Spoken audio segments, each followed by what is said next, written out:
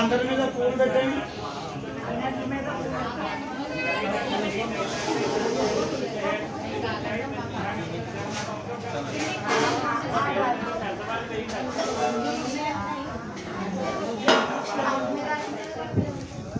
అందరూ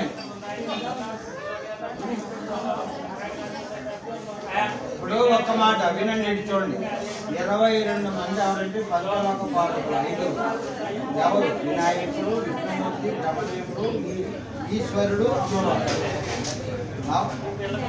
నవగ్రహ తొమ్మడు, సూర్యుడు, చంద్రుడు, అంగారుడు, బుధుడు, రాహు, కేతు, వాళ్ళు 9 5 14 అష్టదిక్పాలకులు జనమండులు 14 22. పలక మీద ఉన్నవాడు 3.